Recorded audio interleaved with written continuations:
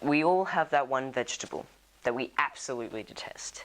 Mine would have to be pumpkin, no matter what form it takes, like roasted, mashed, boiled, even steamed. Pumpkin and I don't mix.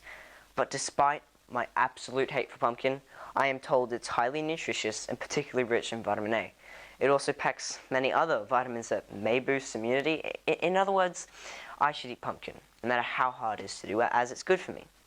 Eating pumpkin is a lot like forgiveness. Deciding to forgive someone who has caused extreme hurt and pain is very, very hard to do.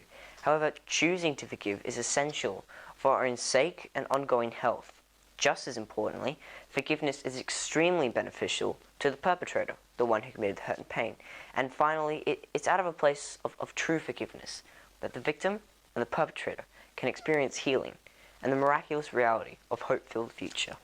Like eating vegetables that we detest but are good for us, practicing forgiveness is essential for our mental and physical health. Firstly, the decision to forgive those who have caused us injury is one that is an imperative for our health and well-being.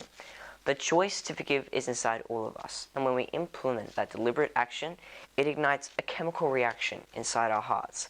To help explain this phenomenon, I would like you to watch a short scientific experiment that I will now conduct. Bicarb soda, water, vinegar.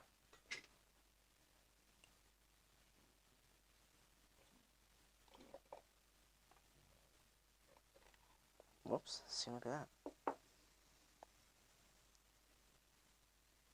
No. Oi. Look at that. That's incredible. In this experiment, we see how the combination of vinegar and bicarbonate of soda produces a chemical reaction which creates a powerful new substance called carbon dioxide. In the same way, when we forgive those who have wronged us, it releases the buildup of pain and hurt and enables us to experience peace and joy in its place.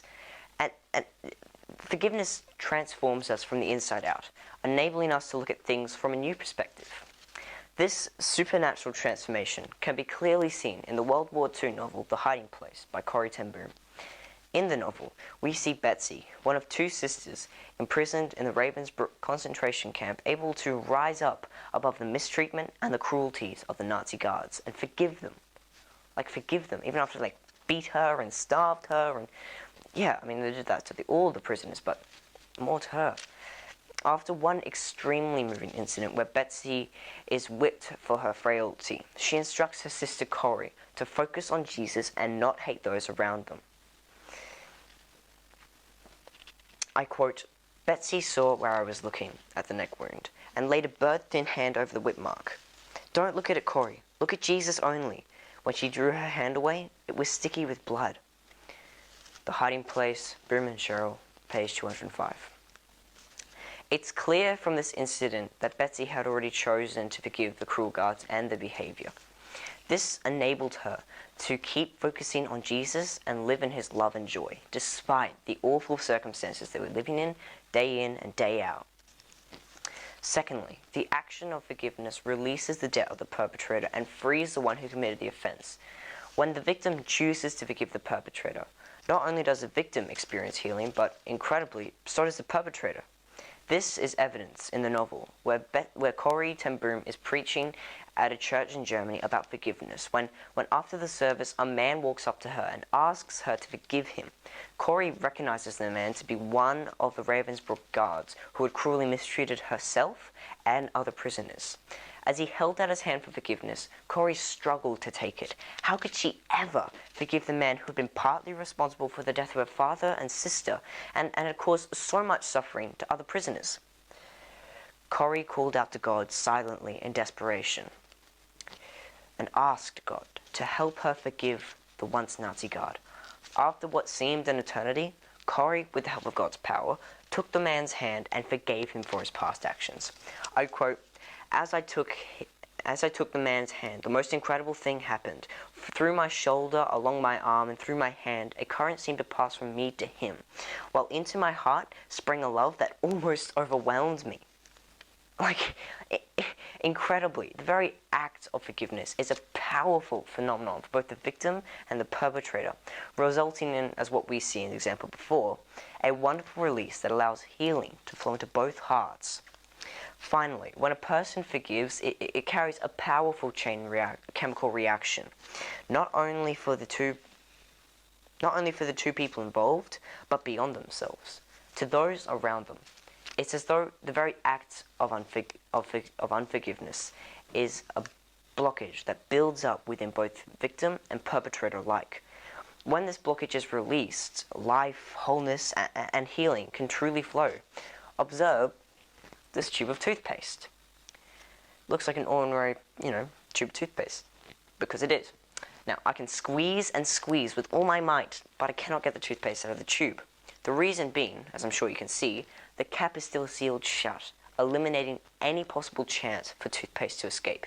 Now, when I remove the cap, aka unforgiveness, the toothpaste flows, and I can brush my teeth, benefiting those around me. I don't really like toothpaste very much. An example of this is shown in the novel where Corrie hears of an old, abandoned Nazi concentration camp, much like the one she spent many months and years prior. After investigating it, Corrie realized it's just like the one Betsy had spoken about in her dreams before her death. Corrie purchased the abandoned camp and renovated it to create a home for the very same German people who had caused such pain and heartache to her family and many others during the war. She helped them find Jesus Christ in their hearts, helped them to heal and recover from their wasted years of hate and darkness. This example is an amazing illustration on how forgiveness brings healing and health to others, healing, health, and a new life to others beyond the victim and the perpetrator. What an amazing truth! Like, it's so, she's such an inspiration. Corrie ten Boom is such an inspiration.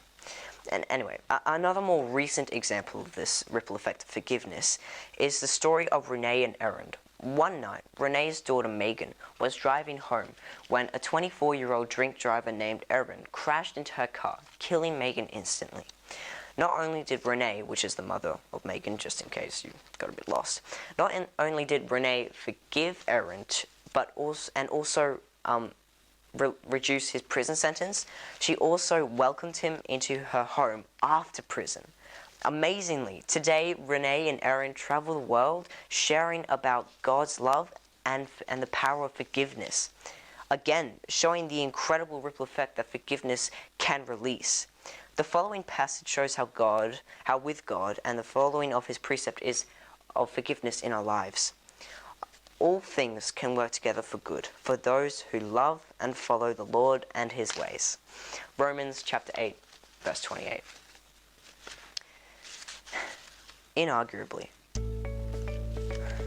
to forgive is one of the most important things we can do in our lives. It's inevitable that we'll feel pain and hurt because we live in a fallen world.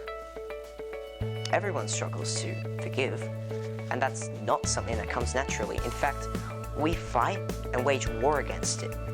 Corrie ten Boom shows us the way of true forgiveness. If she can do it, then surely we can. Forgiveness not only releases us, brings healing to both the victim and the perpetrator, it also creates an opportunity and opens the door for others to be changed and transformed. I'm Ewan. Thank you for watching. Goodbye.